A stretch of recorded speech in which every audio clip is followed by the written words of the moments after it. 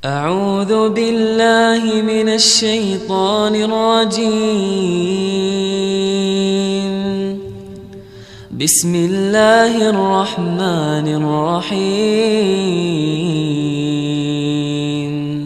قل هذه سبيلي أدعو إلى الله على بصيرة أنا ومن اتبعني وسبحان الله وما أنا من المشركين.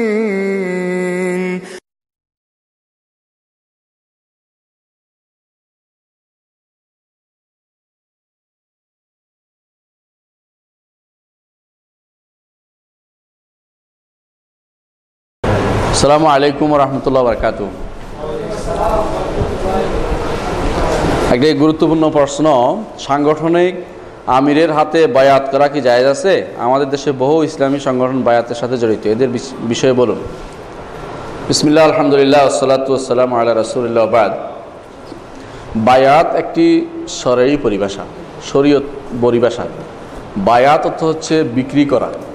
আপনি নিজেকে বিক্রি করে দিলেন, আপনার নিজের অস্তিত্ব বলতে কিছু নেই।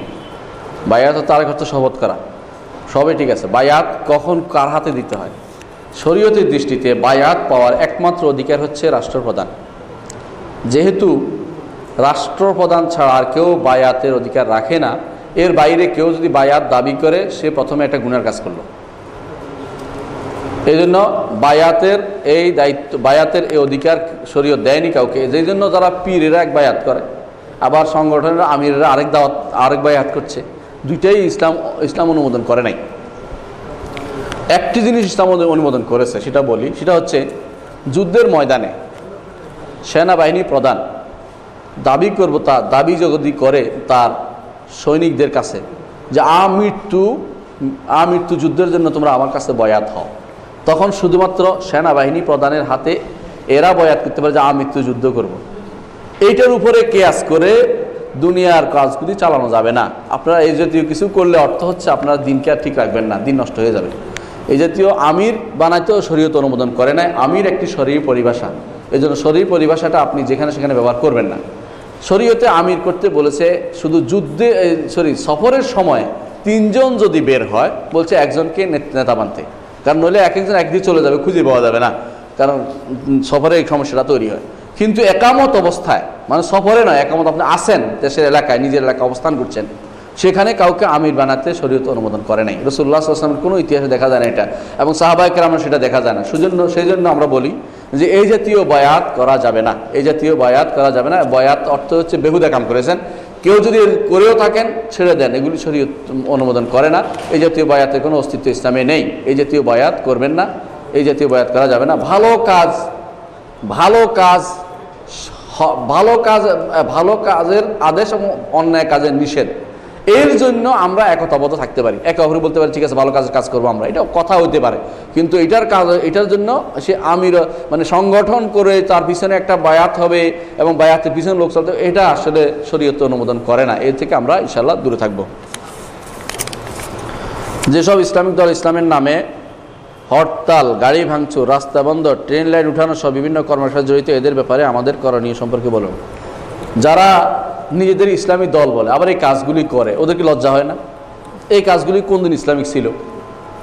এই কাজগুলি কোনোদিন ইসলামিক ছিল? আপনি দেখেন কোনোদিন এত কিছু করেছে, এরা কি জন্য এইগুলি করছে? যদি একটা কথা যদি হইতো যে ঠিক আছে শিরক বেদাত মুক্ত করার জন্য আমরা সরকারের দাবি জানাচ্ছি, একটা কথা হইতো যে একটা শিরকের বিষয় হইতো, তাওহীদের জন্য হইতো। আপনি করতেছেন ক্ষমতা দখলের জন্য, এটা তো একটা রাজনৈতিক মারামারি, নিছক রাজনৈতিক মারামারি আর কিছুই নয়। এর জন্য আপনি দেশের সম্পদ নষ্ট করতেছেন, গাড়ি ভাঙচুর করতেছেন। কার গাড়ি ভাঙছেন আপনি? ওই বেটা কি করছে? আমার এক বন্ধুর একমাত্র গাড়িটা ছিল, গাড়িটা নিয়ে বেরোয়েছে, ভাঙিয়ে ফেলছেন। সেই বেটা তো বহুত দুঃখে আছে, জীবনে কোনোদিন আরো ইসলামকে পছন্দ করবে না, এটা বুঝে না কি ইসলাম সম্পর্কে, মনে করছে ইসলামিক লোকরা ভাঙছে। এই জাতীয় কাজগুলি যারা করে এরা সম্পূর্ণ হারাম কাজ করছে, হরতাল, গাড়ি ভাঙচুর বা এই যে উঠে ফেলা বা মানুষকে কষ্ট দেয়া, এটা কখনো আমাদের ইসলামের কোনো নীতি নয়। এটা গণতান্ত্রিক দেশের নীতি হতে পারে। গণতান্ত্রিক দেশের নীতি হলে গণতন্ত্র অনুসারে তারা করবে, ইসলামের নাম দিয়ে যেন না করে। ইসলামের নাম দিয়ে জাতীয় কাজগুলি করা শরীয়ত অনুমোদন করে না, এটা করা যাবে না। এইগুলি কোনো দিনেই ইসলামের কাজ নয়। সিয়াম ফরজ করা হয়েছে আমরা আমল করছি আলহামদুলিল্লাহ। ও হত্যা বা কিতাল ফরজ করা হয়েছে, এ ব্যাপারে আমরা কিভাবে আমল করব? সুন্দর প্রশ্ন, সুন্দর প্রশ্ন করেছে। এই প্রশ্নটা আমি চাচ্ছিলাম। ইসলাম দুই ধরনের জিনিস ফরজ করেছে। একজনের জিনিস ফরজ করেছে আপনাকে ব্যক্তি আমল করতে হবে, আরেকজনের জিনিস ফরজ করেছে যদি এটার শর্ত পূরণ হয় তখন আমল করতে হবে। তো ইসলামের যে জিনিসটা ফরজে আইন, যেমন কি সালাত, সিয়াম, এই দুইটা ফরজে আইন। যাকাত ফরজে আইন হবে যদি টাকা থাকে, হজ ফরজে আইন হবে যদি আপনার সামর্থ্য থাকে। এখন আপনি বলেন যে হজ একটা ফরজ, সুতরাং ফরজটা করতে পারলাম না, আপনি টাকা নাই, এখন বলেন যে আমার তো এটা করতে হবে। এখন আপনি কি করলেন? চুরি চোরটামি করে আপনি হজ করতে গেলেন, আপনি হজ হইতে কইছেন নাকি? এটা হজ হবে না। তো আপনি মনে করেন যেটা আপনার উপর আল্লাহ দায়িত্ব যতটুকু দিচ্ছে অতটুকু জিজ্ঞাসা করা হবে। আপনার ফরজ হত্যা বা কেতাল, হত্যা করা ফরজ করেন আল্লাহ তো বলেন, জিহাদ করতে ফরজ করছে, কেতালও না। জিহাদও ফরজ করবেন যদি আপনার সামর্থ্য অনুসারে আপনার সে শর্ত পূরণ হয়। যেমন হজের একটা শর্ত আছে কি? সামর্থ্য থাকা। আবার যাকাতের শর্ত কি? আপনার কাছে টাকা পয়সা থাকা। ঠিক জিহাদের শর্ত পূরণ না পর্যন্ত জিহাদ ফরজ আপনার উপর হয় না। যার উপর হয়েছে সে করুক। সেনাবাহিনীর জন্য হয়েছে, রাষ্ট্রপ্রধানের জন্য হয়েছে, তারা করেছে। তারা যদি আপনাকে ডাক দেয় তখন যাবেন যে আমার দাও তাহলে অস্ত্র দাও, আমি কিভাবে ট্রেনিং দাও আমার সঙ্গে। নিজেরা গোপনে অস্ত্র ট্রেনিং নেবেন, এটা জায়েজ না। আবার এটা জায়েজ শরীয়ত বলেন। এটা তো অ্যাসাসিন গ্রুপের কাজ আছে। এটা কারা হয়েছে? যারা বাতিনি গ্রুপ করতো, যারা আলামত দুর্গ থেকে যারা কি করতো, এই কাজগুলো শিখিয়ে দিত। এগুলি ইসলামের কাজ নয়। সুতরাং যারা আপনি ঠিক প্রশ্নটাই করেছেন যে এই জাতীয় জিনিস, ইসলামের কিছু নির্দেশ আছে রাষ্ট্রের প্রতি। জিনা ব্যভিচারের শাস্তি প্রয়োগের দায়িত্ব কার?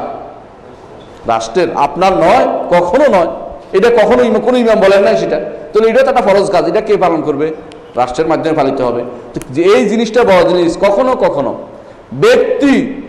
ব্যক্তির উপরে যে ফরজ, এইটাকে রাষ্ট্রের উপরে ফরজটা ব্যক্তি নিয়ে যেতে চায়, আবার নিজের ফরজটাকে রাষ্ট্রের উপর দিয়ে দিতে চায় কেউ কেউ।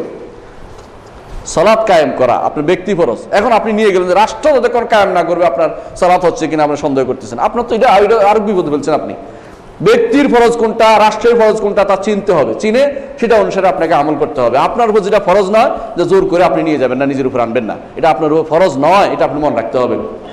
আরেকটা জিনিস আছে আমরা করে থাকি, সেটাও এখন আলোচনা বিষয়ে বলে দিচ্ছি। সেটা হচ্ছে নিজের জীবনে পালন না করে অন্যের জীবনে পালন করার জন্য খুব ব্যস্ত হয়ে পড়ে, ঠিক না? নিজের জীবনে পালন করার চিন্তা করেন, অন্য করে না, এই নিয়ে আফসোস করতেছি। যারা ইসলামী তথাকথিত ইসলামী আন্দোলন করতেছে, অনেকেই নিজের জীবনে ইসলাম আপনি খুঁজে পাবেন না তাদের। অথচ অন্যের জীবনে ব্যস্ত হয়ে পড়ছে, অন্যকে এটা করবে, এটা করো, এটা করো, এটা করো, কত কিছু দিয়ে দেখাচ্ছে তাদেরকে। এরা ইসলাম নিজের জীবনটা প্রতিষ্ঠা করতে পারে নাই, নিজের জীবনে ইসলাম আনতে পারে নাই।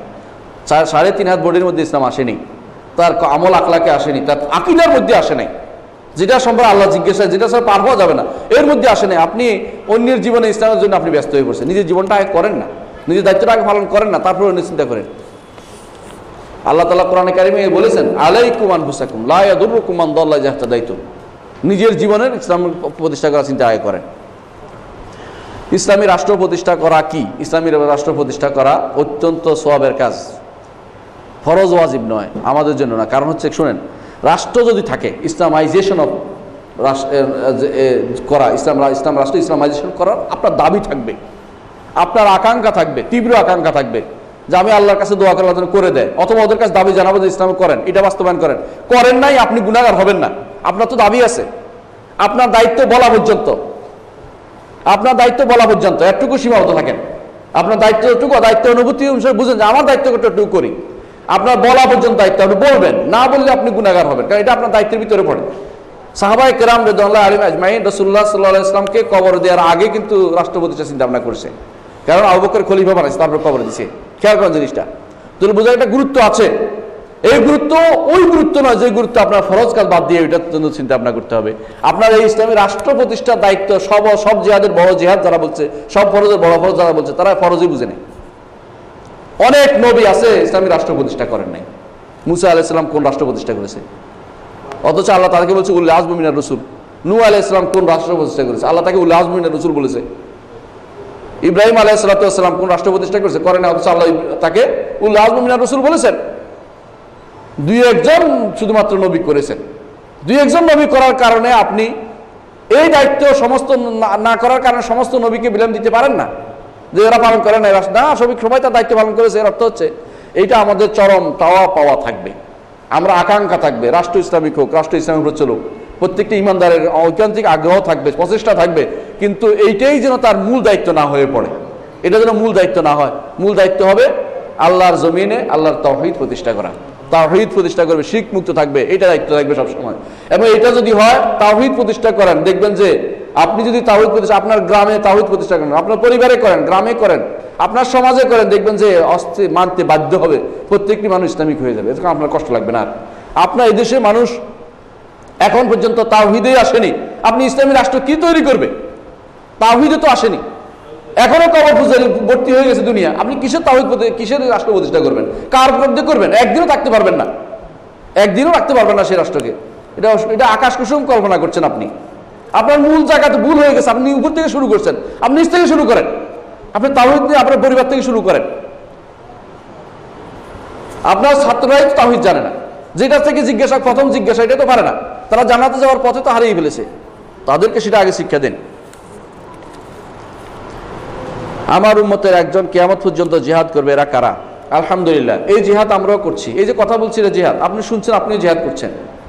ইলম, আমল, সব দাওয়াত আল হক এবং সবর, এরা সবাই জিহাদ করছে।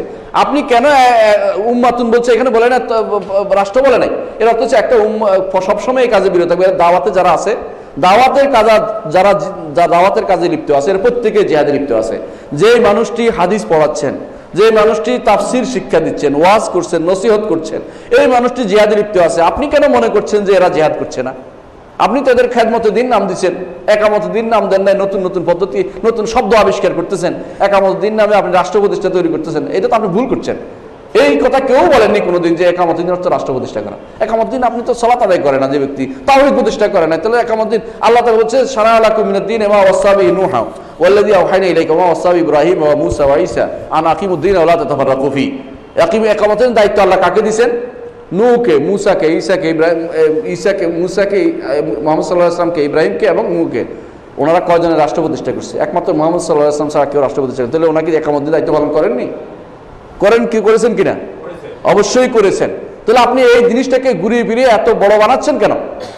ওইটা আপনার দায়িত্বের ভিতরে, আপনার ফরজ আইনের ভিতরে পড়ে না, ওইটাকে আপনি নিজের মতো নিবেন না। অর্থাৎ জিহাদ যেটা আপনি বলছেন কিয়ামত পর্যন্ত জিহাদ করে থাকবে, হ্যাঁ কিয়ামত পর্যন্ত তারা জিহাদ করবে, হক কথা বলবে এবং সবর করবে। এরা আপনারা যারা সহিহ আকীদার কথা বলেন জায়গায় জায়গায়, এবং তার জন্য মায়েরও খান, কথাও শুনেন, খারাপও লাগে, কখনো কখনো মসজিদ থেকে বেরও করে দেয়, আপনারা জিহাদের উপর আসেন। এবং এটা বিশ্বের আনাচে কানাচে রাসূলুল্লাহ সাল্লাল্লাহু আলাইহি ওয়াসাল্লাম পরিচয় দিয়েছেন, বলছেন আর নুজ্জাউ মিনাল কাবায়ের, বিভিন্ন গোত্র থেকে উত্থিত হবে, এক গোষ্ঠী নয়, দল না, এরা মুখান্তে আসছে, এরা সবই সহিহ আকীদার মানুষ, এরাই এই কাজটি করছে, এরা জিহাদের কাজটি করছে। কিয়ামত পর্যন্ত এরা জায়েন আল হক, হকের কথা বলে থাকবে, এরা হকের উপরে স্পষ্ট থাকবে।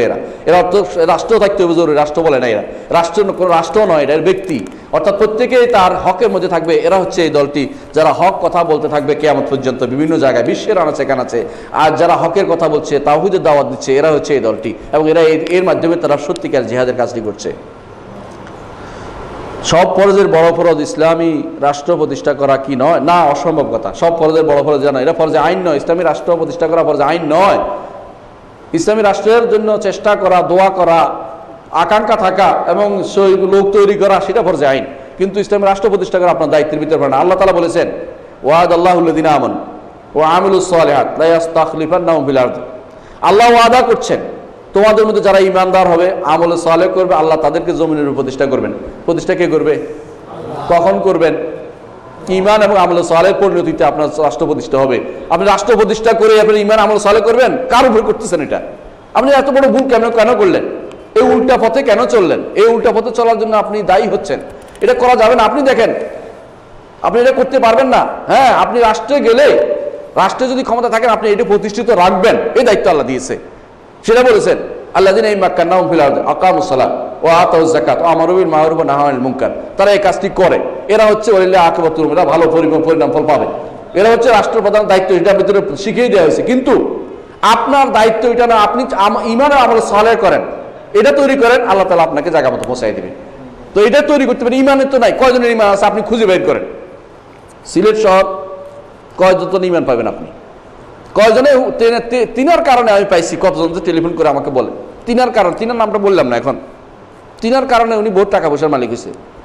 সিলেট শহরের বড় একদম বড় কবরওয়ালা আর কি, তিনি আর কারণে নামও ধরে না, নাম ধরলে নাকি গায়ের লোম পড়ে যায়। একজন বলছে ভোট জিহাদ, মন্তব্য করুন। ভোট আবার জিহাদ হলো কেমনি? নাউজুবিল্লাহ। ভোট হচ্ছে মত দেয়া, এটা জায়েজ, মত দেয়া জায়েজ। আপনার পক্ষে যে ভালো কাজ করবে আপনি তাকে মত দিতে পারবেন। তা সে কোনো মতে বিশ্বাসী হিটার আপনি মত দিচ্ছেন না, আপনি মত দিচ্ছেন আপনার, আপনি যদি ওইটাই অনুসারে দেন তাহলে গুনাহগার হবেন। যে ধর্মনিরপেক্ষতাবাদ বিশ্বাসী বা গণতান্ত্রিক কুফুরিতে বিভিন্ন গণতন্ত্র সব কুফুরি না, এগুলো বলে জায়েজ হবে না। ফাইকারি কুফুরি মতবাদ বলে জায়েজ হবে না। গণতন্ত্রের মধ্যে কিছু ভালো আছে, কিছু মন্দ আছে। ভালোটা গ্রহণ করেন আপনি, মন্দটা পরিত্যাগ করেন। সবখানে কেউ সব গ্রহণ করে না। প্রত্যেক দেশে গণতন্ত্রের সিস্টেম আলাদা। আপনি এটাই গণতন্ত্রের কুফুরি একটা মতবাদ চালু করে দিয়ে মানুষের ভিতরে আরেক ফেতনা তৈরি করবেন। এখন ছেলেরা এখন এটা পড়বে না, এখন এর বিরুদ্ধে কিছু তৈরি হবে, কুফুরি মতবাদের বিরুদ্ধে আছে, কাফের হয়ে গেছে, এরপরে বলে যে এদের বিরুদ্ধে যুদ্ধ করে গণনা লাগাই দিবেন একটা। সব জেহাদ, সব গণতন্ত্র জেহাদ কুফুরি নয়। কিছু কিছু মন্ত্র, কিছু কিছু জিনিস খারাপ, সেগুলো আপনি বিশ্বাস করবেন না। তাহলে এই জাতীয় জিনিসগুলো আমরা কি জন্য বললাম যে আপনি যে ভোট দিচ্ছেন, ভোট দিয়ে আসা আপনার দ্বিতীয় ইয়েটা কি, দ্বিতীয় বিকল্পটা কি? ঘরে বসে থাকা। এর চেয়ে ভালো হলো আপনি এমন লোককে ভোট দিবেন যে মন্দের ভালো, আপনার কাজটা করতে দিবে, আপনাকে দাওয়াত দিতে দিবে, আপনাকে হক কথা বলতে দিবে। এমন লোককে ভোট দিলে আপনার সুবিধা হবে আপনি মনে করতেছেন, তাহলে আপনি মতামত দিবেন লোকটাকে আমার মন্দের ভালো হিসেবে যাকে পারেন তাকে দিবেন। এটা নিয়ম। ভোট জিহাদের কোনো অংশ নয়, ভোট হচ্ছে আপনার সুবিধার্থে। এটা বলে মাসালে মুরসালা বলে, এটাকে বলে শরীয়তে মাসালে মুরসালা বলে। আমাদের মাশায়েখরা এটা জায়েজ বলেন, সৌদি আরব মাশায়েখরা, এবং আলহামদুলিল্লাহ এখন ভোট সৌদি আরবে বিভিন্ন জায়গা হচ্ছে, এবং কি মজলিসে বালাদিয়া বা পৌরসভা নির্বাচনে ভোটের মাধ্যমে হয় এখন সৌদি আরবে। সেখানে কিছু নিয়ম পদ্ধতি আছে যেগুলি শরীয়ত বিরোধীগুলি তারা করে না, শরীয়ত পদ্ধতিগুলি তারা মেনে নিয়েছে। এরা ভোটে করে, কিন্তু এরা আপনার মতো বলে না যে জনগণের সকল ক্ষমতার উৎস, এটা বলে না। সকল ক্ষমতার উৎসকে আল্লাহ তাআলা মানুষ ক্ষমতায় বসায়। হ্যাঁ, জনগণ ক্ষমতা ম্যান্ডেট দিতে পারে যে কে ক্ষমতা বসাবো, এটা ঠিক আছে, কিন্তু উৎস আল্লাহ তাআলা, উৎস আর কেউ নয়। শব্দের চয়নে ভুল হয়েছে, হয়তো এটা বিশ্বাসও করেন না যিনি লিখছেন। তিনি হয়তো বুঝাতে চেয়েছেন যে জনগণের দ্বারা ক্ষমতা নির্বাচিত হবে। হ্যাঁ ঠিক, জনগণ দ্বারা নির্বাচিত হয়েছে। ইসলামের বিকল্প, ইসলাম নিষিদ্ধ করে না এটাকেও ইসলাম অনুমোদন করেছে। ইসলাম এটাকে অনুমোদন করেছে। যদি মনে করেন অনুমোদন করেন নাই তাহলে ভুল করবেন, এটা অনুমোদন করেছে। আবু বকর রাদিয়াল্লাহু আনহুর খেলাফত এইভাবে হয়েছে, একেবারে সম্পূর্ণ জনগণের ভোট হয়েছে। যারা তখন উপস্থিত ছিল এত হাজার মানুষ, 30,000 মানুষের ভোটে হয়েছে। এটা একেবারে স্পষ্ট মতামতের মাধ্যমে হয়েছে, সবাই মেনে নিয়েছে আবু বকর রাদিয়াল্লাহু আনহুকে। বিপরীতরা তখন চাপা পড়ে গেছে। এরকমই হয়, সব মানুষ তো আপনি নির্বাচন করতে পারবেন না। এরকম ইসলামের গণতান্ত্রিক পদ্ধতিটা ইসলাম অনেক রেখেছে, ছাড় রেখেছে। এখানে কোনো সুনির্দিষ্ট একটা ফ্রেম দেয় না, কারণ এক এক দেশে এক এক রকম মানুষ হবে। আরবীয় গোত্রীয় প্রথা সেখানের সাথে বাংলাদেশের এই প্রথার সাথে মিল হবে না। এখানে চৌধুরী ভূঁইয়া গোষ্ঠী কেউ শুনে না, ব্যক্তি বিরাট ব্যাপার। এখানে ব্যক্তির ক্ষমতা বিরাট ব্যাপার। সেখানে আপনি আরাবিয়ান কাস্ট আইনে এখানে চালাতে পারবেন না আপনি। এই জন্য ইসলাম এই বিষয়টাকে ফ্লেক্সিবল রেখেছে। এখানে আপনি গণতন্ত্র মানি না, এটা করার কোনো সুযোগ নাই, বা এই জাতীয় কলার সুযোগ নেই। আপনাকে এর ভিতরে যেটা ইসলাম, সেটাকে যতটুকু ইসলাম সমর্থন করে একটুকু মেনে আপনাকে চলতে হবে। এটাই হচ্ছে মাসালেহ মুরসালা বলে এটাকে আরবিতে। যে ব্যক্তি অসুল পড়ে না সে ব্যক্তি এই বিষয়ে উল্টাপাল্টা করতে থাকবে। এই জন্য সত্যিকার আলেমদের কাছে জানতে হবে মাসালেহ মুরসালা কোন জিনিস। যে জিনিসের ব্যাপারে শরীয়ত সরাসরি বিরোধিতা করেনি, এটা হচ্ছে পক্ষে বা বিপক্ষে কিছু বলেনি, এবং এটার মধ্যে মুসলিমের স্বার্থ সংরক্ষিত হয়, সেই জিনিসটা মেনে নেওয়া হচ্ছে শরীয়তের বিধান। আমরা মুহাম্মদ সাল্লাল্লাহু আলাইহি ওয়াসাল্লামের উম্মত, সেহেতু তারই শরীয়ত পালন করব। সেক্ষেত্রে যেহেতু আমাদের নবী রাষ্ট্রে ইসলাম প্রতিষ্ঠা করেছেন, অতএব আমাদের কি সেই দায়িত্ব ফরজ নয়? মাশাআল্লাহ, আলহামদুলিল্লাহ। আমাদের নবী রাষ্ট্রে ইসলাম প্রতিষ্ঠা করেছেন, এমন এক গোষ্ঠী মানুষের মধ্যে ইসলাম প্রতিষ্ঠা করেছেন যারা কি ঈমান এবং আমল সালেহ পরিপূর্ণ ছিল। আপনি এইটা দিয়ে শুরু করেন, ঈমান আমল সালেহ তৈরি করেন। রাসূলুল্লাহ সাল্লাল্লাহু আলাইহি ওয়াসাল্লাম মক্কাতে রাষ্ট্র প্রতিষ্ঠা করেছিলেন না করেন নাই? কেন? এই পরিবেশ তৈরি হয়নি। পরিবেশ যখন তৈরি হবে, আপনাকে ইসলাম রাষ্ট্র বলতে আমরা নিষেধ করি। ইসলাম রাষ্ট্র আমাদের ঐকান্তিক কামনাও বটে। প্রত্যেকটি মানুষের চাই ইসলামের রাষ্ট্র, আমাদের রাষ্ট্র ইসলাম অনুসারে চলুক, কে না চাইবে? প্রত্যেক মানুষের চাওয়া উচিত এটা, কিন্তু এর পদ্ধতি ভিন্ন। আপনি যেটা বলেছেন ঠিক আছে, রাসূলুল্লাহ সাল্লাল্লাহু আলাইহি ওয়াসাল্লাম করেছেন, আপনি সেই পদ্ধতি করবেন, আমরাও বলছি। কিন্তু এটা রাসূলুল্লাহ সাল্লাল্লাহু আলাইহি ওয়াসাল্লাম কখন করেছেন? যখন তার সেই পরিবেশ তৈরি হয়েছে, ঈমান আমল সালেহ পরিপূর্ণ মানুষ তৈরি হয়েছে। আপনি সেরকম মানুষ তৈরি করেন আকীদাগতভাবে, ইনশাআল্লাহ আপনার ইসলামী রাষ্ট্র তৈরি হয়ে যাবে ইনশাআল্লাহ। মানব রচিত মতবাদে শাসন ক্ষমতা পরিচালিত করার জন্য কিছু মানুষকে দায়িত্ব দেওয়ার, মতামত ভোট দেওয়ার কি শিরক কুফর নয় কি? না, এই জিনিসটা একটা ভুল জিনিস। মানব রচিত মতবাদ সবটাই কুফরি নয়, এই জিনিসটা একটা ভুল। আপনি জানেন এই দেশে কোন এটা, এই যে যেমন এই আইন, ট্রাফিক আইন, ট্রাফিক আইন কি শরীয়ত বিরোধী? শরীয়ত বিরোধী? এটা মানব রচিত না? মানব রচিত কি না? মানব রচিত ট্রাফিক আইন। আপনি এটা শরীয়ত বিরোধী না হলে এটা মানতে বাধ্য, আপনি রাষ্ট্র দিয়ে মানবেন। শরীয়ত, ইসলামী শরীয়ত বলে যতক্ষণ পর্যন্ত রাষ্ট্র শরীয়ত বিরোধী কিছু না হবে ততক্ষণ পর্যন্ত রাষ্ট্রের প্রত্যেকটি আইন মানতে আপনি বাধ্য, এটা মানবেন, এটাই কথা। সুতরাং আপনি এই মানব রচিত মতবাদের শাসন পরিস্থিতি করার জন্য কিছু মানুষকে দায়িত্ব দেওয়ার, ভোট দেওয়ার না, এগুলি ওইটার জন্য আমরা দেন না। আপনি দিবেন কি জন্য? আপনি দিচ্ছেন জনগণকে, আপনি ভোট দিচ্ছেন কি জন্য? যে আমার প্রতিনিধি থাকা দরকার, এই প্রতিনিধির কারণে আমি দাওয়াতের কাজ করতে পারবো, এই প্রতিনিধির কারণে আমার এলাকায় হত্যা রাহাজানি বন্ধ হবে, এই প্রতিনিধির কারণে আমার এলাকায় উন্নয়ন হবে, আমার মসজিদ মাদ্রাসাগুলি তাজা হবে, ইত্যাদি ইত্যাদি। আপনি দিচ্ছেন এই হিসেবে। আপনি তাকে, আপনি যদি মন থেকে দেন যে না আমি তাকে এই কুফুরি মতবাদ প্রতিষ্ঠা করার জন্য দিচ্ছি, তাহলে আপনি কাফের হবেন, আলাদা কথা। আপনি যে জন্য দিচ্ছেন সেটা আপনার ধর্তব্য হবে। আর ওরাও যারা যায়, ওরা কেউ বলে না যে আমাকে ভোট দিলে আমি এইটা প্রতিষ্ঠা করবো, এটা বলে না। আমাকে ভোট দিয়ে আপনার খেদমত করার সুযোগ দিন, আপনার খেদমত চাচ্ছে ওরা। আপনি এখানে খেদমত আপনি নেওয়ার জন্য সুযোগ দেন তাকে, যে আমার খেদমত করেন, ঠিক আছে, আমি আপনার ভোট দিয়েছিলাম, এখন আমাকে বলেন যে আমার মসজিদের রাস্তাটা পরিষ্কার ঠিক করে দেন। ভালো জিনিস, আপনার না যায় কি বলেন এর মধ্যে? এটাকে ধরে আনে আপনি বলছেন যে আপনি মতামত, আপনি বলেই না একদিনও যে আমি ক্ষমতায় গেলে দেশটাকে নাস্তিক বানাই ফেলবো, আপনারা ভোট দেন, বলবে কেউ? বলছে কেউ? শুনছেন? তো আপনি তারা নিজে যেটা বলে না এটা কেন বলাচ্ছেন জোর করে? এটা হচ্ছে আপনার মনের ভিতরে একটা জিনিস আছে, এটা আপনি প্রতিষ্ঠা করার জন্য অন্যদিকে নিয়ে যাচ্ছেন তাকে। আজকাল খবরের কাগজে বা নিউজ চ্যানেলে প্রচারিত হয় যে জঙ্গি গ্রেপ্তার, এবং তাদের সাথে বেশ কিছু জিহাদি বই উদ্ধার করা হয়েছে। এই জিহাদি বইগুলোতে বলতে কি বোঝানো হয়? দুঃখজনক, সেটা হচ্ছে হলুদ সাংবাদিকতা। হলুদ সাংবাদিকতা। জিহাদি বই বলতে কোনটা জিহাদি বইটা আগে নির্ধারণ করা হোক, কোনটা জিহাদি বই। রিয়াদুস সালেহিনের মতো বই হচ্ছে জিহাদি বই, কেউ কেটে বলতেছে। এগুলি কখনো ভালো কাজ হয় না। যারা এগুলি করছে এরা ইসলাম ক্ষতি করার জন্য কাজগুলি করেছে, না বুঝে ক্ষতি করছে। কেউ কেউ না বুঝে ক্ষতি করছে এগুলি। আর কেউ ইচ্ছাকৃত, কেউ যাদের অন্তরের মধ্যে আল্লাহ জায়গুন দিয়েছেন, বক্রতা দিয়েছেন, তারা ইচ্ছাকৃত এই কাজগুলি করছে। আমি অনুরোধ করবো যারা সাংবাদিকতার পক্ষে কাজ করেন, হয়তো তারা কোনোদিন জানতে পারবেন এই বিষয়টি, আমাদের হয়তো আহ্বান শুনতে পাবেন যে আল্লাহকে ভয় করা উচিত। আপনি জিহাদি বই আপনি জানেন না যে এটা জিহাদি বই। আসলে হ্যাঁ, কিছু মানুষ আছে আন্দাজে লিখেছে কিছু বই যে মানুষকে বিভ্রান্ত করছে জিহাদের ভিন্ন সংজ্ঞা দিয়ে, সেইগুলি জিহাদি বই হতে পারে। আল্লাহর কোরআনের তাফসির, রাসূলুল্লাহ সাল্লাল্লাহু আলাইহি ওয়াসাল্লাম হাদিস, রিয়াদুস সালেহিন, অথবা কেউ যদি 40 হাদিস থাকে, আপনি এগুলি যদি জিহাদি বই বলেন তো আল্লাহর কাছে দায়ী হবেন। এই জিহাদি বই কিসের? এগুলো তো এই জিহাদ, হ্যাঁ এগুলো এই জিহাদ দরকার। এই জিহাদ কোনটা? সেটা হচ্ছে নফসের বিরুদ্ধে জিহাদ দরকার। আপনি ইমান আমল সালেহ করা দরকার, তাজা করা দরকার। সুতরাং এই জাতীয় কথা যেন কেউ না বলেন। এই জাতীয় কথা মন্তব্য করার আগে শতবার ভাবা উচিত যে আমি কি বলছি। এই জন্য প্রত্যেকটি কথা আল্লাহর কাছে জবাবদিহি করতে হবে। এর জন্য সৎ কাজের আদেশ ও অসৎ কাজের বাধা ব্যক্তির না রাষ্ট্রের? গুরুত্বপূর্ণ প্রশ্ন। সৎ কাজের আদেশ, অসৎ কাজের নিষেধ, এটা ব্যক্তিরও, সমাজেরও, রাষ্ট্রেরও, তিনটাই দায়িত্ব। দেখেন আপনি, লোকমান বলতেছে ইয়া বুনাইয়া আকিমিস সালাতা ওয়া'মুর বিল মা'রুফ ওয়া আনহা আনিল মুনকার ইন্না যালিকা লামিন আজমিল উমুর। ব্যক্তি, লোকমান তার ছেলেকে বলছে, ছেলে ব্যক্তি না, ব্যক্তিকে বলছে হে বৎস, প্রিয় বৎস, ইয়া বুনাইয়া, হে প্রিয় বৎস, আকিমিস সালাত কায়েম করো প্রথম, ওয়া'মুর বিল মা'রুফ ওয়া আনহা আনিল মুনকার, সৎ কাজ আদেশ, অসৎ কাজ নিষেধ করো। কিন্তু পরিধি বেশ কম আছে। আপনার পরিধি অনুসারে আপনি অবশ্যই করতে বাধ্য। আপনার পরিবারে মাস্ট করবেন, না করলে আপনি দাইয়াসার ভিতরে পড়বেন, দাইয়ুস হয়ে যাবেন আস্তে আস্তে। আপনি দেখছেন আপনার স্ত্রী অন্যায় করছে, আপনি চুপ করে বসে আছেন। রাসূলুল্লাহ সাল্লাল্লাহু আলাইহি ওয়াসাল্লাম বলেছেন আর দাইয়ুসু লা ইয়াদখুল জান্নাহ, এটা সহিহ হাদিস।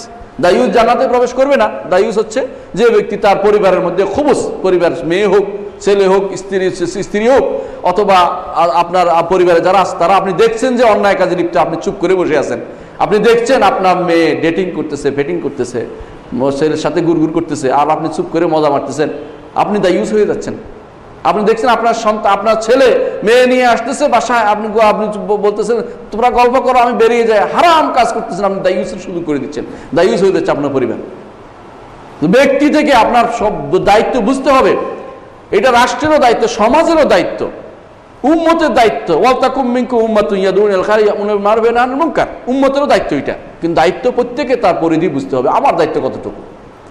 আমি আমার পরিবারে হাতও লাগাইতে পারি, কিন্তু আমি আমার ইউনিভার্সিটিতে হাত লাগানোর দায়িত্ব না। আমি সেখানে মুখে বলতে পারি, ধমক দিতে পারি, কিন্তু সমাজে যেখানে আমার কোনো কর্তৃত্ব নয় সেখানে আমি কথা সর্বোচ্চ দাবি ভাই অনুরোধ করতে পারি বিল হিকমাতি ওয়াল মাউইজাতিল হাসানা, যে কাজটি করলে কেমন হয়, আমরা তো এটা ভালো দেখেছি, এটা ভালো, এটা তো শরীয়ত বিরোধী আমরা জানি, এইখানে বলার দায়িত্ব আমার। এর বাইরে আর কিছু নেই, এখানে হাত লাগানো জায়েজ নেই আমার।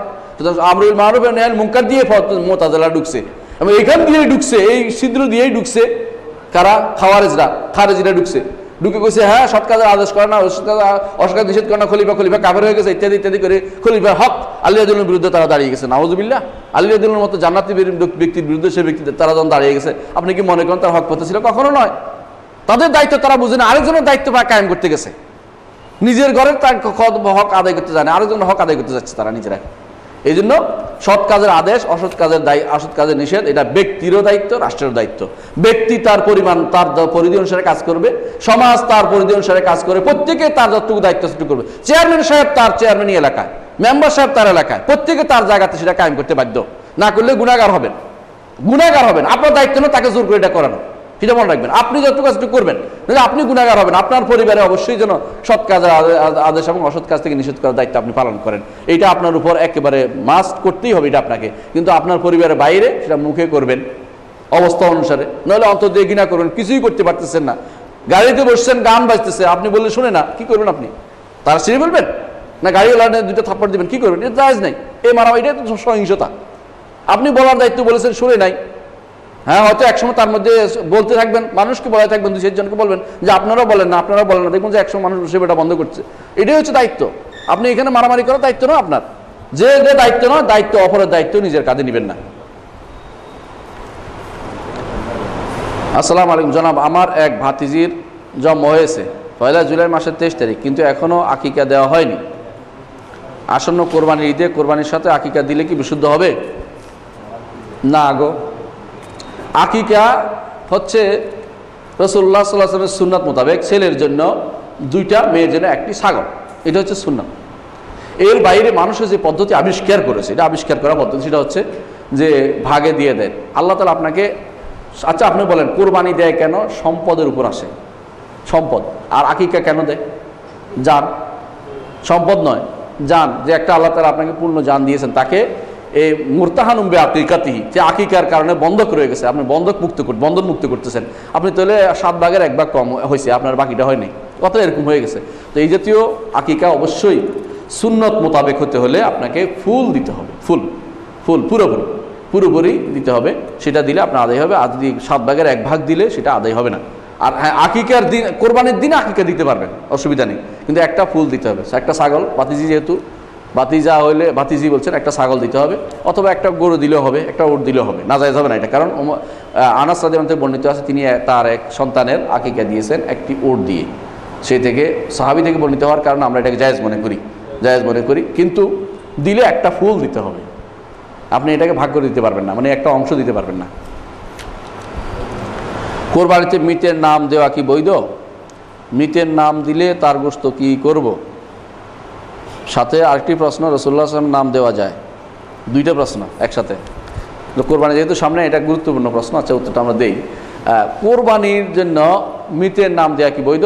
হায়াতে কেবাল উলামা সৌদি আরবের তারা ফতোয়া দিয়েছেন যে কোরবানিতে যদি কেউ প্রথমত মৃত ব্যক্তি ওসিয়ত করে যায় যে আমার জন্য কোরবানি করবে, তার সম্পদ থাকে, তাহলে সেটা ওসিয়ত পূর্ণ করতে হবে। তার সুলুসু মাল, 3 ভাগের 1 অংশের ভিতরে, 3 ভাগের 1 অংশ সম্পদের মধ্যে সেই ওসিয়ত পূর্ণ করতে হবে।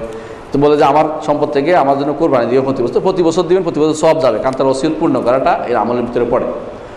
আর যদি ওনারা এটা বলেছেন এইভাবে বিস্তারিত, আর যদি বলে যে ওসিয়ত করে নাই, বরং আপনি দিতে চাচ্ছেন, আপনি সদকা হিসেবে দিতে, তাহলে দিলেও সদকা করে দিবেন, তার গোশত দিলেও সদকা করে দিবেন, তাটা দেওয়া যাবে, না জায়েজ নয়। আপনি খেতে পারেন, সদকা করে দিবেন, সেটা সদকা করে দিলে সেটা সওয়াব ওনার কবরে পৌঁছে যাবে। এটা হচ্ছে এটার বিধান। আমার মনে হয় বিষয়টা আপনি বুঝতে পেরেছেন। আর সাথে আরেকটি প্রশ্ন, রাসূলুল্লাহ সাল্লাল্লাহু আলাইহি ওয়াসাল্লাম নাম, এইটা হচ্ছে বেদাত। কেন বেদাত হবে?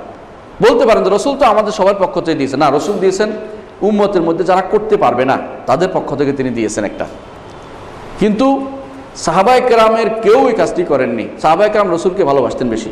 যে ব্যক্তি বলে যে আলী রাদিয়াল্লাহু আনহু দিয়েছেন, সে মিথ্যাচার করছেন। আলী রাদিয়াল্লাহু কখনো রাসূলুল্লাহ সাল্লাল্লাহু আলাইহি ওয়াসাল্লাম কোরবানি করেননি। এই জন্য রাসূলুল্লাহ সাল্লাল্লাহু আলাইহি ওয়াসাল্লামের নামে কোনো কোরবানি করা যাবে, কারণ এইটা একটা ভুল ধারণা থেকে এটা উঠছে। কোনটা জানেন? আপনি মনে করছেন যে এগুলি আমার, এগুলি রাসূলের। আরে আপনি জানেন না, আপনি যত কিছু করেন না কেন রাসূলুল্লাহ সাল্লাল্লাহু আলাইহি ওয়াসাল্লাম ঠিক ঠিক অনুরূপ জিনিস রাসূলুল্লাহ সাল্লাল্লাহু আলাইহি ওয়াসাল্লাম পাচ্ছেন।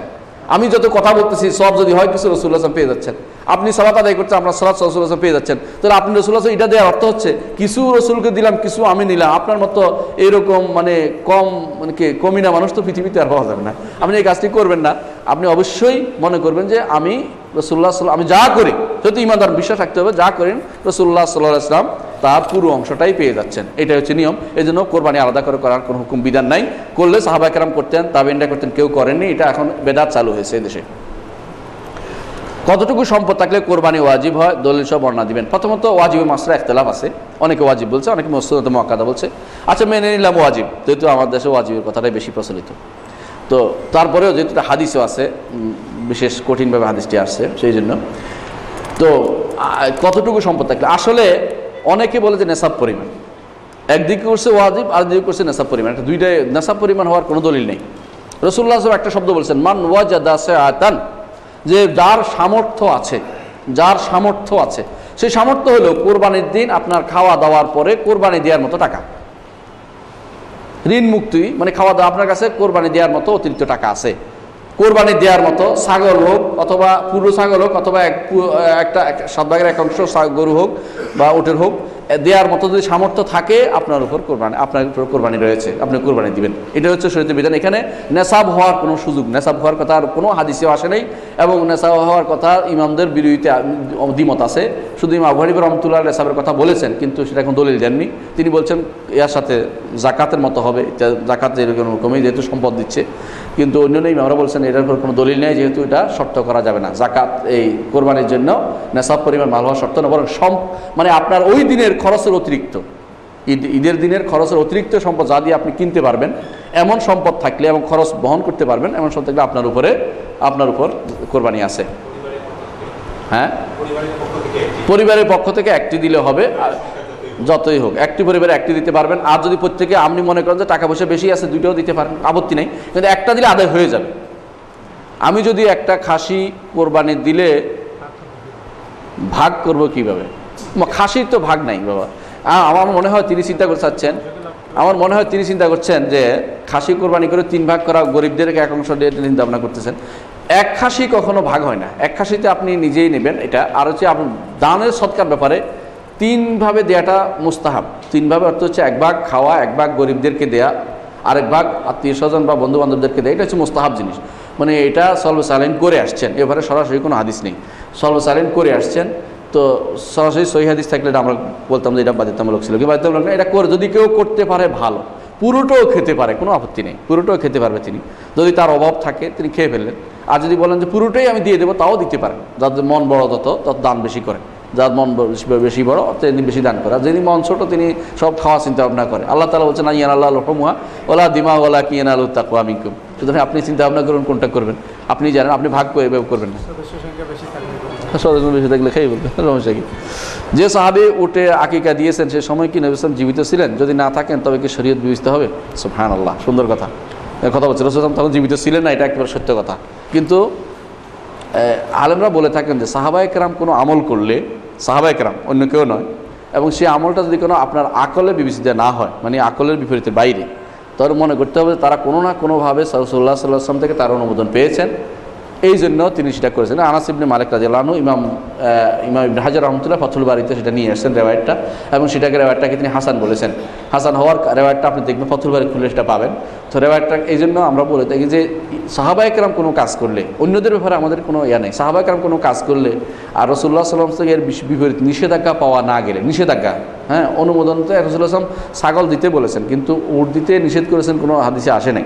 নিষেধাজ্ঞা যদি পাওয়া যায়নি, বড় জিনিস যত বড় দিতে পারলে তার মন খুশি তত করার উদ্দেশ্য, সেই হিসাবে ইবনে হাজার রাহমাতুল্লাহ বলেন যে যেহেতু এটা সাহাবায়ে কেরাম আর এখানে আকলের কোনো দখল নাই, এবং বড় মনে করা যাচ্ছে যে হয়তো রাসূলুল্লাহ সাল্লাল্লাহু আলাইহি ওয়াসাল্লাম কোনোভাবে অনুমোদন তিনি জানতে পেরেছেন, তিনি তার ঘরেই ছিলেন, আনাস ইবনে মালিক রাদিয়াল্লাহু তার ঘরে 10 বছর খেদমত করেছেন, সেই হিসাবে এটা অনুমোদনযোগ্য বোঝা যাচ্ছে, সেই জন্য দেওয়া যাবে। এটা আমরা বলছি দেওয়া যাবে, কিন্তু উত্তমের কথা আমরা বলি নাই যে উট দিবেন, আমরা বলছি সুন্নত মোতাবেক যদি দিতে চান আপনি দিলে ছাগল দিয়ে দিবেন, এটা সবচেয়ে উত্তম, এটা কোনো সন্দেহ নেই। সাহাবীর আমল কখনো কখনো যদি শরীয়ত বিরোধী না, মানে সরাসরি সুন্নাহ বিরোধী না হলে আমল করা যায়। সাহাবা কেরাম সুন্নত, সাহাবা কেরাম আমল সুন্নত বিরোধী বলা যাবে না। সাহাবায়ে কেরাম কোনো আমল সুন্নাত বিরোধী বলা যাবে না। এই জন্য সাহাবায়ে কেরাম আমলের ক্ষেত্রে আমাদেরকে সাবধান থাকতে হবে। যদি আমল দুইটা পাওয়া যায় কোনো কাজে, মনে করবেন যে দুইটা মতে আছে, মনে করবেন এবারে আমাদেরকে মনটা বড় করতে হবে, ইখতিলাফের মাত্রা খেয়াল রাখবেন। যতক্ষণ পর্যন্ত সাহাবায়ে কেরাম থেকে আসবে ততক্ষণ পর্যন্ত আমাদের মনটা বড় রাখতে হবে, মনে রাখতে হবে এখানে দুইটা মতে আছে, দুইটা আমল আছে। যেমন আপনি জানেন যে এই যে চাঁদ দেখার মাসলাটা সাহাবায়ে কেরাম থেকে আছে আমল একটা, তাই না? তো থাকার কারণে আমরা কিন্তু বিপরীত মতটা এখানে গ্রহণ করছি। অথচ রাসূলুল্লাহ সাল্লাল্লাহু আলাইহি ওয়াসাল্লাম থেকে এরকম বলেন নাই যে রাসূল যে সিরিয়াবাসীদের চাঁদ দেখলে মদিনাবাসীদের হবে না, এরকম কথা রাসূল সাল্লাল্লাহু আলাইহি ওয়াসাল্লাম বলে দেন নাই। কিন্তু ইবনে আব্বাস আমল করছেন, সেটার উপর আমরা কিন্তু আমল করে যাচ্ছি যে যেখানে চাঁদ দেখা সেখানে অনুসারে আমল করতে হবে। সাহাবায়ে কেরামের কোনো কিছু ইখতিলাফ থাকলে সে ব্যাপারে ইমাম ইবনে তাইমিয়া রাহমাতুল্লাহ আলাইহি বলেন যে সে ব্যাপারে ফালতাস সদরুক, তোমার সদর যেন উন্মুক্ত থাকে, যে এখানে সাহাবায়ে কেরাম ইখতিলাফ যেহেতু আছে, সাহাবায়ে কেরাম ইখতিলাফ করেছেন, সরাসরি রাসূল সাল্লাল্লাহু আলাইহি ওয়াসাল্লামের হাদিসের কোনো বিরোধিতা হচ্ছে না, সেখানে মনে করতে হবে যে এখানে কোনো না কোনো আসার দিয়ে তারা আমল করতেছেন। সংগঠন তো ইসলামে জায়েজ নয় আপনি বলেন, আমি কিন্তু সংগঠন জায়েজ নয় বলি নেই, এ একটা আবার ভুল ধারণা করছেন।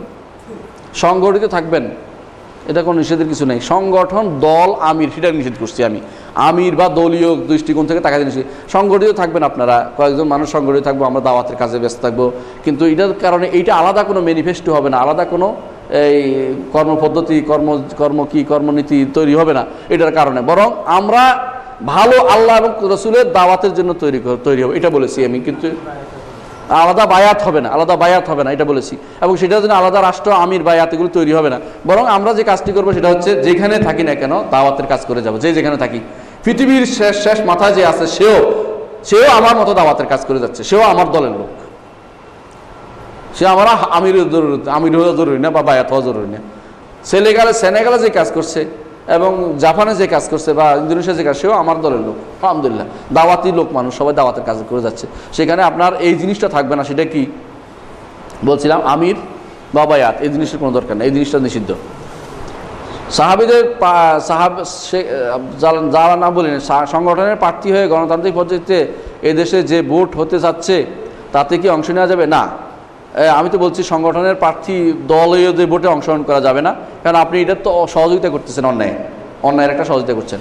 তাছাড়া প্রার্থীরা প্রায় সকলেই স্পষ্টভাবে শিরকের সাথে জড়িত, করা যাবে না এই জাতীয় অংশগ্রহণ করা যাবে না, কারণ আপনি এদেরকে কিসের জন্য এই যে আপনার দলীয় ভোট দিচ্ছেন, এই জিনিসটা করা যাবে না। তবে এটা আপনার এটা করলেই আপনি মুশরিক হয়ে গেছেন, এটা আমি বলছি না, মানে এটা করলে আপনি, এটা একটা মাসলাহাত বিরোধী কাজ এই জাতীয় জিনিসগুলি করা, কারণ রাষ্ট্রের ভিতরে একটা রাষ্ট্র তৈরি করা এটা শরীয়ত অনুমোদন করে না, এটা ভুল কাজ করছেন আপনি, কিন্তু এটা শিরিক নয় বা এটা এই কবিরা গুনাহ নয়, এটা একটা ভুলের উপর আসেন, আপনাকে ভুল শুধরাই নিতে হবে, এই কাজটি করা যাবে না। বরং দাওয়াতের জন্য কাজ করেন, একতাবদ্ধ হয়ে থাকেন, এটা শরীয়তে কোনো নিষেধাজ্ঞা নাই যে আমরা সব দাওয়াতের কাজ করবো, এতটুকু হতে পারে, কিন্তু এখানে আমির মামুরের প্রয়োজন নাই যে একজনের আমির বানাইলাম, এমন কোনো দরকার। দাওয়াতের কাজ করতে আমির লাগে না, এটা ভুল। আমি যে দাওয়াতের কাজ করছি আমার আমির কেন? আপনি দাওয়াত করে আপনার আমিরকে কেউ নাই, উনি দাওয়াত করে ওনার আমিরকে কেউ নাই, কেন আমি দাওয়াত আমির লাগে না, এটা ভুল। এটা হচ্ছে আপনার এখন আস্তে আস্তে আপনি ক্ষমতার দিকে দৌড়াচ্ছেন, যে এখানে আমির হবে, একসময় ক্ষমতা আছে। কিছু মানুষ আছে, একজন আমি চিটাগাং গেলাম, আমার বলতেছে 3-4 জন এসে বলছে আপনি আমির আমাদের, আলো মা একটু বিপদে ফেলতেছে, না আমি আমির না, আমি মামুর, আমি কারোর কিছু কথা, আমি কোনো আমির টামির মানি না, এইসব বিশ্বাস করি না, আপনি এগুলো করবেন না। আপনি যদি আমাকে ভালোবেসে থাকেন তাহলে দাওয়াতের কাজ করেন, কোনো আমির লাগবে না। আমির আল্লাহ রসুল আপনার জন্য সব যথেষ্ট, আল্লাহ এবং তার রাসূল আপনার জন্য যথেষ্ট। এর বাইরে রাষ্ট্রের আইন মেনে চলুন, যেগুলি শরীয়ত বিরোধী সেগুলি মানবেন না, শরীয়তের পক্ষে যেগুলি করবে সেগুলি মেনে চলুন, আলহামদুলিল্লাহ। এর মধ্যে দাওয়াতের কাজ দিলে আপনার জন্য সব যথেষ্ট, এর বাইরে বাড়তি কোনো কিছুর দরকার নেই আপনার। 1 নম্বর প্রশ্ন হচ্ছে, আত্মীয় স্বজনরা যদি অত্যাচারী বা কারো জমি অন্যায়ভাবে ভোগ করে, দখল করে, এমত অবস্থায় তাদের সাথে কি সম্পর্ক রাখা উচিত হবে কি না, বা আমাদের করণীয় কি? না, কথা এরকম নয়। কারোর সাথে সম্পর্ক রক্ষা এবং না রক্ষার কারণ, এই জিনিসটা দেখতে হবে মাসলাহাতের সাথে। যদি তাকে সাথে সম্পর্ক রাখে, তাকে বুঝিয়ে শুনিয়ে মানুষের সম্পদ বা অন্যায় কাজ থেকে বিরত রাখতে পারেন, সম্পদ তাদেরকে ফিরিয়ে দিতে পারেন, তাহলে সেটা উত্তম। এটা হচ্ছে নিয়ম। কোথাও দাওয়াত দিছে আপনাকে, আপনি সেখানে গিয়ে যদি কোনো সে ওদের মতের বিরুদ্ধে কাজটা করে আসতে পারেন, ওরা ওখানে গান বাদ্য বাজাইতো, আপনি যাওয়ার কারণে গান বাদ্য হয়নি, তাহলে আপনার যাওয়া সেখানে বাধ্যতামূলক। বুঝছেন কথাটা? এটা হচ্ছে নিয়ম। আপনি যদি সব পরিত্যাগ করে চলে আসেন, আপনি একসময় একগ্রহ হয়ে যাবেন, এটা শরীয়ত চায় না। যে অন্যায় হইতে হইতে মসজিদে গেছি, মসজিদে আমাকে সমালোচনা করে, শুধু আমি ঘরে নামাজ পড়বো, এটা চলে জায়েজ না শরীয়তে। এই জাতীয় কাজগুলি আপনি করবেন না। আপনি দেখবেন কোনটাতে ইসলামের স্বার্থ বেশি সংরক্ষিত হবে। যদি আত্মীয় স্বজন আপনার কথা বলতে বলতে একসময় শুনবে, বা আপনি আস্তে আস্তে ওদের মধ্যে থেকে দুই একজনকে আপনার মতের পক্ষে নিতে পারেন যে হারাম কাজ পরিত্যাগ করার জন্য, তাহলে এটা বেশি উপকার কাজ হবে মনে করেন, তাহলে আপনি এটা অংশগ্রহণ করবেন। আর যদি মনে করেন যে তাদেরকে বলে কোনো লাভ হচ্ছে না, বলেও যাচ্ছি কোনো কাজ হচ্ছে না এবং কোনোভাবে তারা ছাড়ছে না, তাহলে তাদের সাথে সম্পর্ক ত্যাগ করবেন। তাদের সম্পর্ক ত্যাগ করবেন কীরকম? সম্পর্ক ত্যাগ কীরকম? ওই রকম সম্পর্ক ত্যাগ করবেন যে কারণে তারা এতে উৎসাহ পায়, এই কাজগুলিতে উৎসাহ পায়। তাদেরকে বলবেন তোমাদের এই কারণে ত্যাগ করছি, আর তাদের এর বাইরে তাদের হক যদি থাকে হক দিয়ে দিতে হবে আপনাকে। সম্পর্ক রাখতে এই নয় যে তাদের হক দিবেন না, তাদের হক কিন্তু ঠিকই আপনাকে প্রতিপালন করতে হবে। তাদেরকে অসুস্থ হইলে, মরে গেলে তাদের দেখাশোনা কবর দিবেন, তাদেরকে অসুস্থ হলে তাকে সহযোগিতা করবেন, বিপদ আপদ হলে তাকে সহযোগিতা করবেন, কিন্তু সাধারণ সম্পর্ক থাকবে না। যাই ওদের বাড়িতে খেয়ে আসবেন না, বসে গল্প করবেন না, কারণ বলবেন তোমাদের এই সমস্যা, তোমাদের এই হারাম কাজ চলছে, আমি সহ্য করতে পারি, এটা বলবেন। এটা পুরোটাই হলো মাসলাহাতের সাথে সম্পৃক্ত। ইসলাম এই জিনিসটা হাজরুল মুবতাদে বা বেদাতি বা অপরাধীকে পরিত্যাগ করার জন্য মাসলাহাতের দিকে দেখেছে যে কোনটা বেশি ইসলামের স্বার্থ সংরক্ষণ করবে সেটা করতে হবে। ছেড়ে দিলে যদি কোনো সে আরও বেশি খারাপ হয়ে যাবে, তো ছেড়ে দিবেন না। আর যে ছেড়ে না দিলে সে ফিরে আসবে, মানে যে ছেড়ে দিলে সে কারোর সাথে সম্পর্ক থাকতে পারবে না, আপনার কাছে ফিরে আসবে, তখন ছেড়ে দেবেন। এটা মাসলাহাত বা স্বার্থ, ইসলামের স্বার্থ যেখানে সংরক্ষিত হবে সেই অনুসারে কাজ করতে হবে আপনাকে। আরেকজন বলছে আসসালামু আলাইকুম, শুধুমাত্র বিসমিল্লাহ এবং বিসমিল্লাহির রহমানির রহিম কোন কোন সময় বলতে হবে? বিসমিল্লাহ, আলহামদুলিল্লাহ, এই বিষয়টা বিসমিল্লাহ কখন বলতে হবে এটা আমি আমার তাফসিরে উল্লেখ করেছি। বিসমিল্লাহর তাফসিরের মধ্যে উল্লেখ করেছি আমার তাফসিরে, সেখানে দেখে নেবেন। বেশ কিছু জায়গা আছে, তার মধ্যে আমি কয়েকটা উল্লেখ করছি, এখন সব মুখস্থ বলতে পারেন। এক নম্বর হচ্ছে বিসমিল্লাহ খাওয়ার সময়, বিসমিল্লাহ মসজিদে ঢোকার সময়, বিসমিল্লাহ মসজিদ থেকে বের হওয়ার সময়, এটা তো মনে আসছে কেমন। এমনকি বাথরুমে ঢোকার সময় বিসমিল্লাহ হাদিসে আছে, হাদিসটা সহিহ। এবং আর বিসমিল্লাহ বলবেন জবে করার সময়, বুঝলেন, বিসমিল্লাহ জবে করার সময়, আর বিসমিল্লাহ খাওয়ার সময়, পান করার সময়, অজুর শুরুতে, গোসলের শুরুতে, এগুলিতে বিসমিল্লাহ বলবেন। আর এগুলি এখন মনে আছে, পুরোপুরি সব মনে হয়, তবে ওখানে বিস্তারিত যতগুলি সবগুলি উল্লেখ করেছি, 17 বা 18টা বোধহয় সম্ভবত জায়গা আছে, সেগুলি আমার বিসমিল্লাহ আমার তাফসিরটা নেট থেকে নামিয়ে দেখে নেবেন কোন কোন জায়গা আছে। আমার মনে হয় এটা সহজ, আমি এখন মুখস্থ বলাচ্ছি। বিসমিল্লাহির রহমানির রহিম, বিসমিল্লাহ বললে হবে, বিসমিল্লাহির রহমানির রহিম বলা জরুরি না, বিসমিল্লাহ বললে হবে না। বিসমিল্লাহির রহমানির রহিমের আলাদা কোনো নেই,